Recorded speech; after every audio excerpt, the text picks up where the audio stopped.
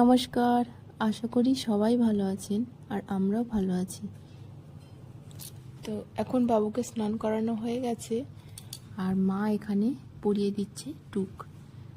তো কাজলের টুক ওকে এই প্রথম পরানো হচ্ছে। তো টুক পরলে বেশ মুখটা দেখতে আরোই ভালো লাগে, তাই না?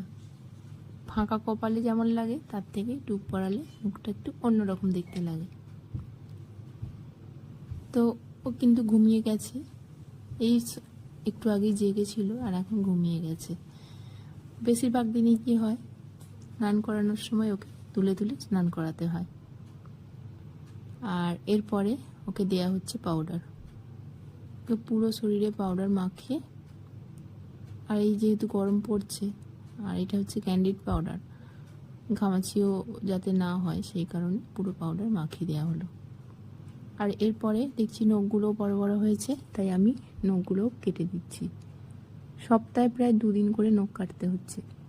বাচ্চাদের নখ নাকি খুব তাড়াতাড়ি বাড়ে, সেটাই দেখতে পাচ্ছি। তাই একটু নখ বড় হলেই আমি কেটে দিচ্ছি, তার কারণ ওর নখগুলো দেখি দিয়ে নিজেই নিজের মুখ চোখ ছিঁড়ে ফেলছে। তার সাথে আমারও যেখানটা ধরছে সেখানটা ছিঁড়ে যাচ্ছে। পাতলা পাতলা নখ হলে কি হবে, প্রচণ্ড ধার ওদের নখে। আর নখগুলো কাটলেও পরিষ্কার পরিচ্ছন্ন থাকে, সেই কারণে আমি বেশি বড় হতে দিই না, তাড়াতাড়ি নখগুলোকে কেটে দেওয়ার চেষ্টা করি। তো চান করানোর পরেই তো ঘুমিয়ে পড়েছে, তাই নখগুলো কাটতে সুবিধা। জেগে থাকলে তো মোটেই কাটা যাবে না, সবসময় ছটপট করে।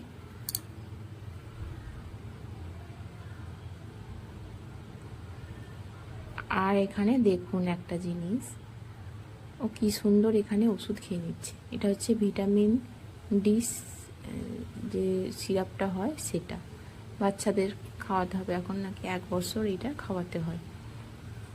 তো দেখুন ওষুধ খাওয়ার কোনো ঝামেলা নেই, খুব সুন্দর ওষুধ খেয়ে নিচ্ছে। তো এখন খাচ্ছে ঠিকই, বড় হলে এরকম করে খাবে কিনা আমি জানি না। অনেক বাচ্চারা কি হয়, ওষুধ টষুধ খেতে চায় না, সে সর্দি জ্বর হলে যাই হোক।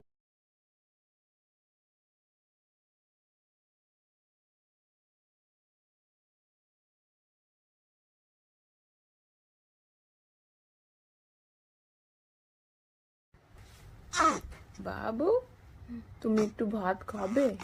কি গো, আমি ভাত খাবো তো। তোমার খাওয়া হয়ে গেছে, এবার আমি ভাত খাবো, তুমি খেলু করো। হ্যাঁ, তো তুমি সোনা হয়ে খেলু করো, খেলা করবে তো? এটা কি হচ্ছে? হ্যাঁ হ্যাঁ হ্যাঁ, ভাত খেয়ে নিয়ে খেলছে, আমি ততক্ষণে ভাতটা খেতে বসে যাই।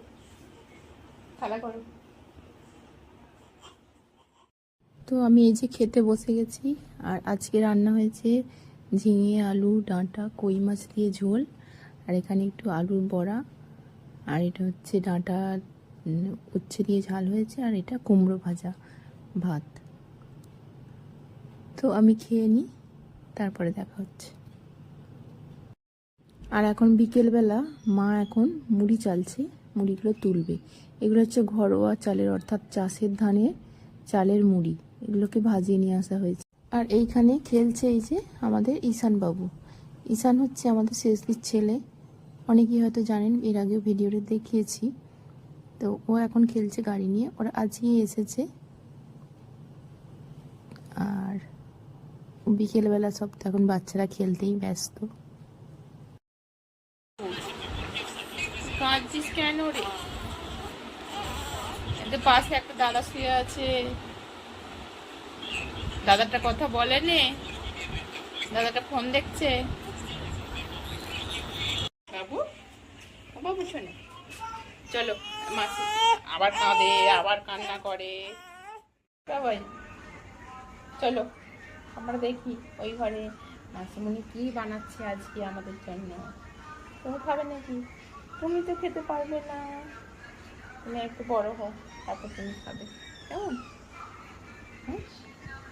কি গো বাবাই? আর রান্নাঘরে এসে দেখছি এখানে দিদি আজকে বানাচ্ছে ডিম টোস্ট। এই লম্বা পাউরুটিগুলোই কেনা হয়েছে, তো সেগুলোকে আগে টুকরো টুকরো করে কেটে নিয়েছে। এই যে কেটে এখানে এতগুলো ডিম টোস্ট হয়ে গেছে। এইভাবে কেটে দিলে কি খেতে সুবিধা হয়, তো পরে আর কাটার ঝামেলাটা থাকে না। আর এখানে সব কিছু একটা থালার মধ্যে সাজিয়ে আমরা সবাই মিলে বসে গেছি খেতে। আর এখানে দেখুন বাচ্চাগুলো কেমন খাচ্ছে। যে ঈশানবাবু প্রথমে নিয়ে একটা কামড় দিল, আর এইদিকে আমাদের শ্রেয়ানবাবু কী করছে, আগে সসগুলো তুলে তুলে খাচ্ছে, আঙুলে করে নিচ্ছে আর চেটে চেটে খাচ্ছে। তো আজকে তাহলে ভিডিওটা এখানেই শেষ করি। ভিডিওটা কেমন লাগলো অবশ্যই সবাই কমেন্ট করে জানাবেন। আর সবাই ভালো থাকবেন, সুস্থ থাকবেন।